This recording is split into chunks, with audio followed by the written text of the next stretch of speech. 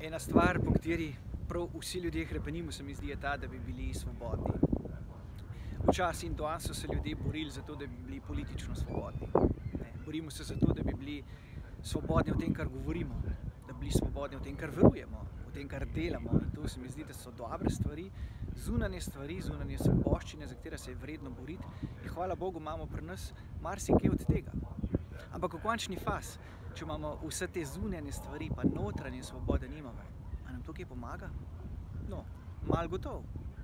Ampak v končni fazi lahko si postaviš spomenik svobodi, pa če na noter nisi svoboden, kaj ti bo? 4 koraki do notranje svobode so po mojem teli. Prvič, sprejeti se moraš, kakršen si. Imaš svoje telo, ki ima svoje odlike, pa tudi svoje pomanjkljivosti. Ampak to telo, ki ga imam, je moje in to bo vedno moje telo. Drugi korak, odloči se moram.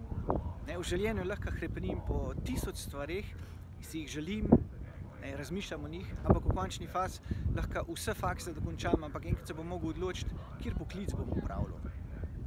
Tretji korak je, da vztrajam. Ko sem se odločil za duhovništvo, sem mogel z veliko muko vztrajati do konca svojega faksa.